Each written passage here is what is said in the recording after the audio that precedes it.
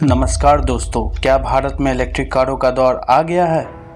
भारत में कैसे सस्ती होंगी इलेक्ट्रिक गाड़ियों की सवारी, जब चीन की चालबाजियां पड़ रही सब पर भारी। सिंगल चार्ज में 375 किलोमीटर तक की रेंज देंगी भारत की आने वाली गाड़ियां, और क्या होगा उसका प्राइस और क्या होंगी चुनौतियां, इस वीडियो में हम लोग देखेंगे। क्या होती है इलेक्ट्रिक कार, उसमें लगने वाले चार्जर्स, बैटरी एवं इलेक्ट्रिक कार्स की संपूर्ण जानकारी और दुनिया के सामने क्या होंगी इससे रिलेटेड चुनौतियां, इस वीडियो में हम लोग देखेंगे। तो कृपया वीडियो के साथ बने रहें।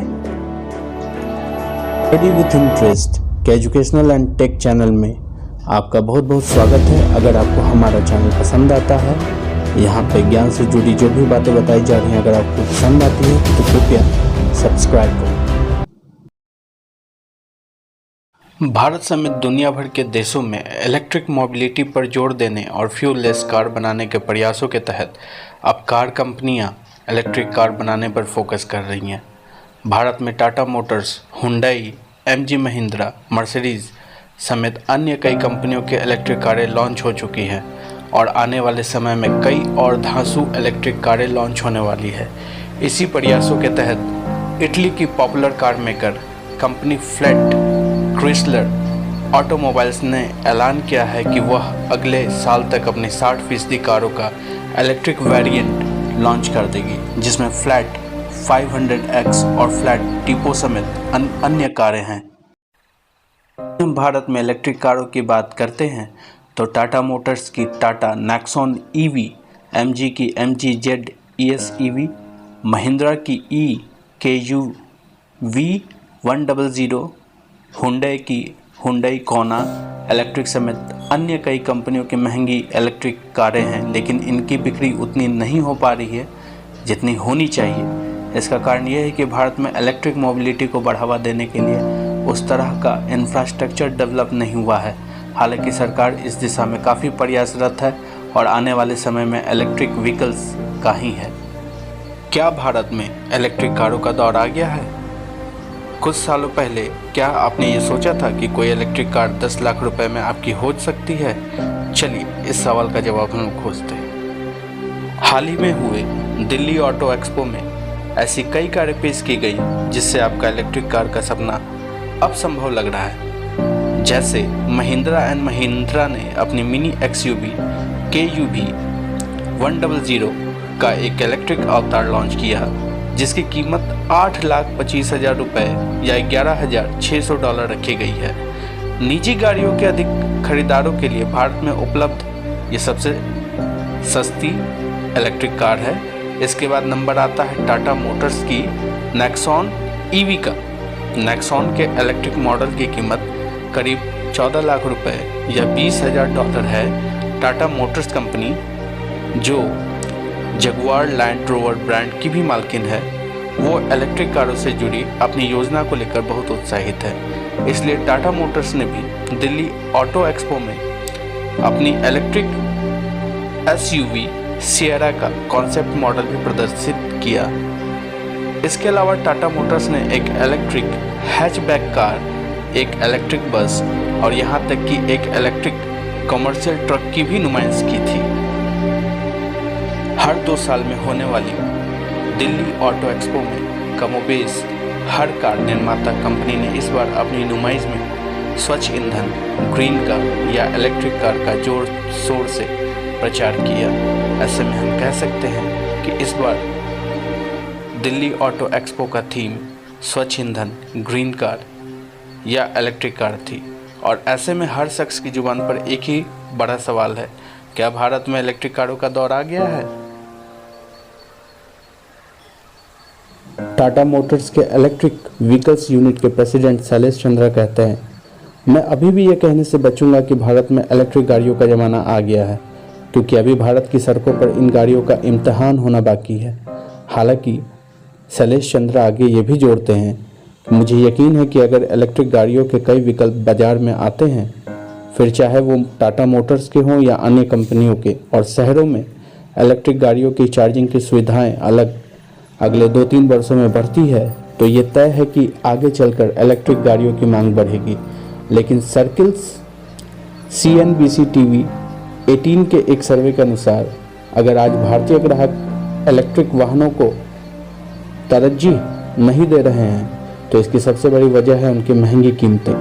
ये सर्वे भारत के 180 से ज़्यादा शहरी इलाकों के 32,000 लोगों से बातचीत पर आधारित थी।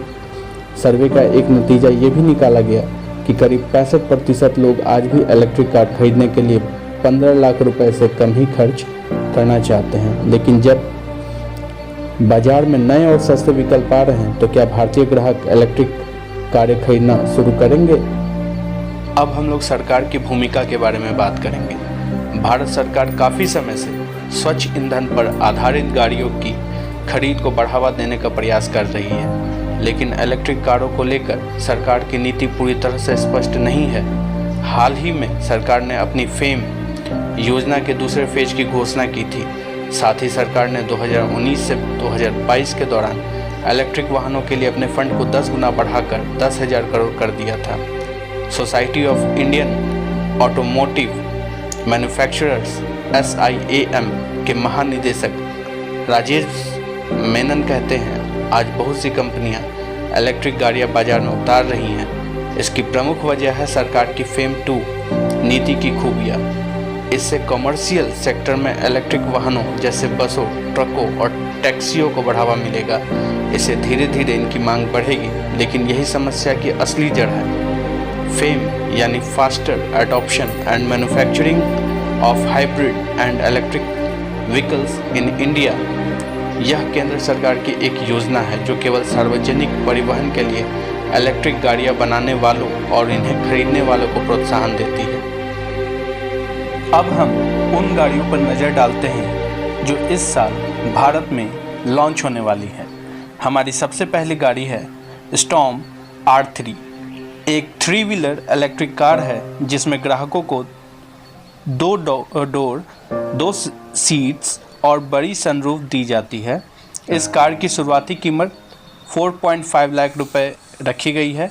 आपको बता दें कि ये भारत में मिलने वाली सबसे सस्ती इलेक्ट्रिक कार होगी। इसमें लिथियम आयन बैटरी का इस्तेमाल किया गया है जो 1 लाख किलोमीटर या 3 साल की वारंटी के साथ मार्केट में उतारी जाएगी। कंपनी ने 10,000 रुपये के टोकन अमाउंट में इस कार की बुकिंग भी शुरू कर दी है। यह भारत की सबसे सस्ती इलेक्ट्रिक कार बनने वाली है जिसे आने वाले महीनों में लॉन्च किया जा सकता है। आपको बता दें कि ये इलेक्ट्रिक कार सिंगल चार्ज में 200 किलोमीटर की रेंज तय करने में सक्षम होगी। अब हम अपने दूसरे गाड़ी के बारे में बात करते हैं जो कि है महिंद्रा EXU V300, जिसको सिंगल चार्ज में 375 किलोमीटर की दूरी तक चलाया जा सकेगा जो एक अच्छी रेंज है और इसे जल्द ही भारत में लॉन्च भी किया जा सकता है। आपको बता दें कि EXU V300 कंपनी की पॉपुलर सब कंपोनेंट SUV का इलेक्ट्रिक अवतार है। महिंद्रा XUV 300 डिज़ाइन के मामलों में काफ़ी हद तक XUV 300 जैसी ही रहेगी। हालांकि डिज़ाइन में कुछ बड़े अपडेट्स भी देखने को मिलेंगे। भारत में पहले से मौजूद कोना इलेक्ट्रिक SUV और MG-Z इस EV को महिंद्रा की नई इलेक्ट्रिक SUV से टक्कर मिलने की उम्मीद है। EXUV 300 को Mahindra scalable and modular architecture पर तैयार किया गया है। इसमें भी लिथियम आयन बैटरी का इस्तेमाल किया गया है। इसका लुक जो है वो काफ़ी फंकी है और कस्टमर्स को बहुत ही पसंद आएगी ये गाड़ी। थर्ड मॉडल है EKUV 100। इसमें सीटिंग कैपेसिटी 6 है। प्राइस अराउंड 6 to 7 लाख होगी। इस गाड़ी को 2020 में ही लॉन्च करना था फरवरी में, लेकिन पैंडेमिक के कारण अब ये इसी साल लगभग अगस्त के आसपास लॉन्च की जाएगी। यह सही है कि इलेक्ट्रिक कारें दुनिया का भविष्य हैं, लेकिन यह तभी संभव होगा जबकि बाजार में इलेक्ट्रिक कारों के लिए सस्ती बैटरियां मौजूद होंगी। हालांकि इलेक्ट्रिक वाहनों को प्रोत्साहित करने के लिए लॉन्च की गई फेम 2 योजना में इलेक्ट्रिक गाड़ियों पर सब्सिडी मिल रही है। बावजूद इसके उनकी कीमत सामान्य कार से लगभग दोगुना पड़ती है। ऐसे में महंगी बैटरियों के साथ जल्द से जल्द इलेक्ट्रिक वाहनों को अपनाना क्या भारत के हित में होगा? इसका उत्तर बिल्कुल स्पष्ट है। अगर बैटरी सस्ती होगी तो इलेक्ट्रिक कारों को जल्द से जल्द अपनाने में कोई बुराई नहीं है। जिस तरह एक पेट्रोल कार में सबसे अहम हिस्सा इंटरनल कंबशन इंजन का होता है, वैसे ही इलेक्ट्रिक वाहनों में बैटरी का रोल होता है। फिलहाल इलेक्ट्रिक वाहनों में लिथियम आयन बैटरियों का इस्तेमाल हो रहा है। हम कह सकते हैं लिथियम का इस्तेमाल ही इलेक्ट्रिक वाहन के व्यापक इस्तेमाल में रोड़ा बन रहा है। असल में लिथियम के साथ सबसे बड़ी दिक्कत है कि ये बैटरियां भारी होने के साथ लंबी दूरी तय नहीं कर सकती हैं। वहीं इनके कच्चे माल के लिए हमें हमेशा चीन पर ही निर्भर रहना पड़ता है। वजह है कि चीन ने लिथियम की अहमियत को ध्यान में रखते पहले ही अफ्रीका समेत दुनिया भर में फैले भंडारों पर कब्जा जमा चुका है। वहीं उद्योग जगत के आंकड़ों के मुताबिक भारत को हर साल 3.5 लाख टन लिथियम की जरूरत है। इसे इस तरह से समझा जा सकता है कि एक परंपरागत इलेक्ट्रिक वाहन में लगभग 500 केजी का बैटरी पैक होता है, जिसमें 100 से ज़्यादा लिथियम आयन छड़ों के अलावा मिश्रित यानी मिक्सचर लिथियम, कोबाल्ट, निकेल और मैग्नीज धातु होती है। हर धातु का अपना उपयोग है। जैसे लिथियम इलेक्ट्रॉन्स पैदा करता है जो बैटरी चार्ज करने में सहायक होते हैं, वहीं कोबाल्ट बैटरी को ओवरहीटिंग होने से बचाता है। लेकिन समस्या यह है कि दुनिया भर में लिथियम या कोबाल्ट के भंडार धीरे धीरे खत्म हो रहे हैं। केवल कुछ ही देशों में लिथियम के भंडार बचे हुए हैं। बोलिविया और चिली में 65% लिथियम भंडार हैं, तो कांगो में 54% कोबाल्ट के भंडार हैं। लेकिन बढ़ती मांग ने दोनों को महंगा कर दिया है। आज दोपहिया वाहनों की कीमत में 70% कीमत बैटरी की होती है, जबकि कारों में यह आंकड़ा 50% का है। वही भारत में इन दोनों के स्रोत होने के बारे में कोई जानकारी नहीं मिली है। हाल ही में जारी एक मेटल बुलेटिन रिपोर्ट का कहना है कि 2018 में लिथियम बैटरी ग्रेड वाले यौगिकों की कमी की शुरुआत हो चुकी है। भारत दूसरा सबसे बड़ा कोबाल्ट आयातक देश है। स्ट्रीट जर्नल की हालिया रिपोर्ट के मुताबिक चीन कोबाल्ट को कांगो से आयात करता है, जो इस धातु का दुनिया का सबसे बड़ा उत्पादक है। चीन ने 2017 में पहले 9 महीनों में $120 करोड़ के कोबाल्ट का आयात किया। वहीं 32 लाख डॉलर के कोबाल्ट का आयात किया। भारत कोबाल्ट आयात करने वाला दूसरा सबसे बड़ा देश है। अमेरिकी भूवैज्ञानिक सर्वेक्षण के मुताबिक दुनिया भर में कोबाल्ट की मांग बढ़ने के चलते उत्पादन 2000 से बढ़कर लगभग 1,23,000 मीट्रिक टन प्रति वर्ष हो गया है। इन दोनों धातुओं का इस्तेमाल इलेक्ट्रिक वाहनों को पावर देने के अलावा स्मार्टफोन, लैपटॉप, स्पेस टेक्नोलॉजी और डिफेंस में होता है। वहीं चीन ने दूरदर्शिता का परिचय देते हुए खुद को बैटरी हब के तौर पर स्थापित कर लिया है। कांगो की आधे से ज़्यादा कोबाल्ट खानों पर चीनी कंपनियों का कब्जा है। आज पूरी दुनिया के 60% बैटरी बाजार पर चीन का कब्जा है।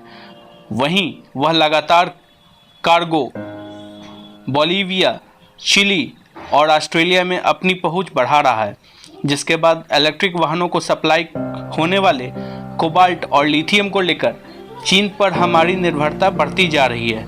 वहीं महंगी इलेक्ट्रिक कारें बनाने के लिए मशहूर टेस्ला जैसी बड़ी कंपनियों को भी इस समय के लिए चिंतित होने की ज़रूरत है।